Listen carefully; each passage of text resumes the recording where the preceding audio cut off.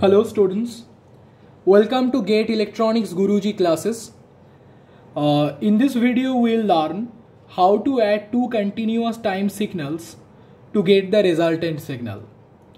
We know that continuous time signals are those signals which are defined at each and every instant of time.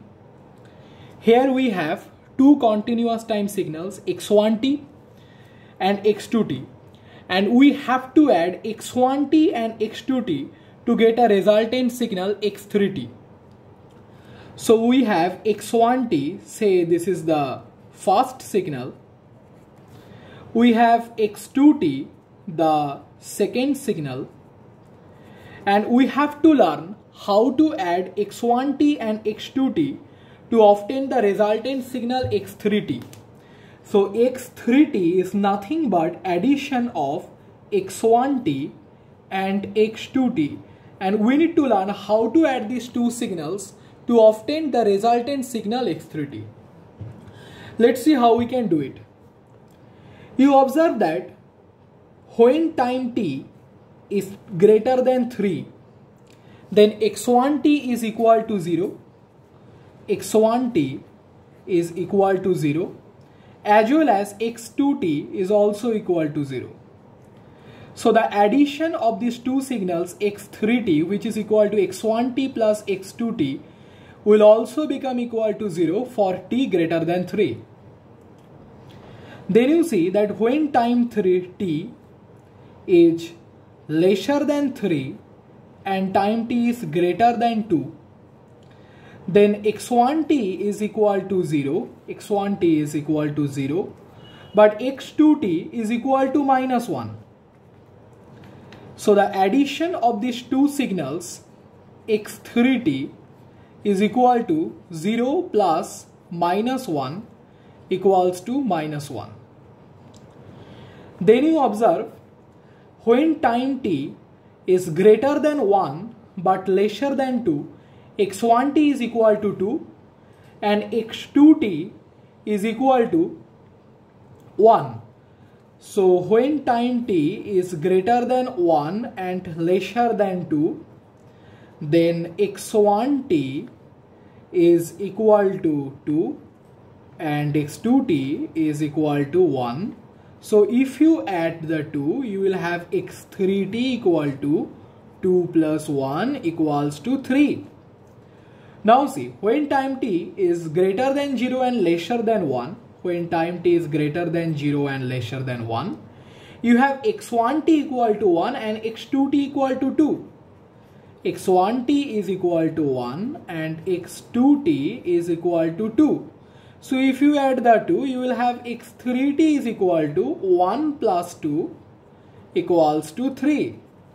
When time t is greater than minus 1 and lesser than 0, when time t is greater than minus 1 and lesser than 0, you have x1t equal to minus 1 and you have x2t equals to 1.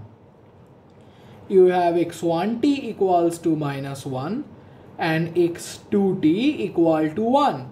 So if you add the two signals, you will have x3t equal to minus 1 plus 1 equals to 0. Similarly, when time t is greater than minus 2 and lesser than minus 1, x1t is equal to 1 and x2t is equal to 2. So if you add the two, when time t is greater than minus 2 and lesser than minus 1, you have x1t equal to 1, you have x2t equal to 2. So if you add the two, you will have x3t equal to 1 plus 2 equal to 3. And when time t is lesser than minus 2, you see that both x1 and x2 are 0. So x1t is equal to 0 as well as x2t is also equal to 0. So if you add the two, you will have x3t is equal to 0. Clear? So now we observe that by addition of x1t and x2t, the obtained signal x3t is such that its value is different at different time intervals. So from all these informations that we have obtained, if we plot the resultant signal x3t, this will be something like this. You observe that when time t is greater than 3, you have x3t equal to 0. So when time t is greater than 3, you have x3t equal to 0. When time t is greater than 2 but lesser than 3, you have x3t equal to minus 1.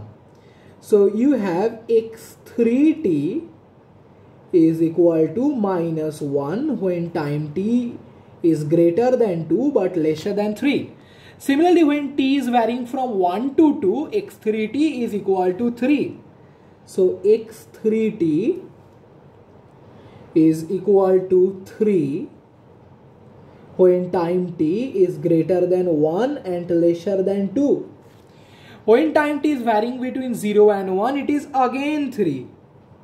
When time t is between minus 1 to 0, the value is equal to 0. When it is between minus 2 and minus 1, the value is equal to 3. So let's plot it. And when time t is lesser than minus 2, the value is 0 for all value of t. So that's how the waveform of x3t looks like. So I hope that it is clear how we can obtain two continuous time signals to obtain the resultant signals. Just make a very quick observation that when you add two continuous time signals, the resultant is also a continuous time signals.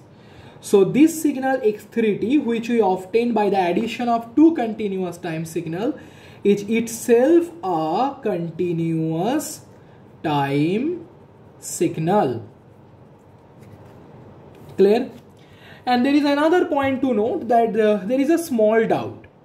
Few students ask that, sir, you observe that at t equal to 2, just before t equal to 2, the value is equal to 2.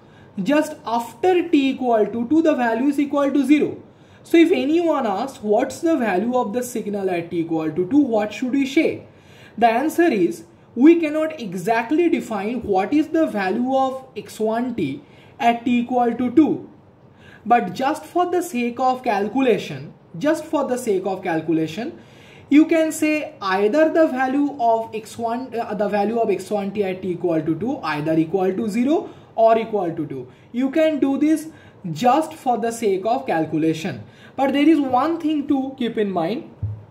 While doing the calculation, if you say that at t equal to 2, the value of x1t equal to 2, that is, if you assign the value of the signal at t equal to 2 to the value which is just before it, then you have to ensure that you are doing this at every instant. Like at t equal to 1, then you have to say that the value of x1t will be the value just before it, which is equal to 1.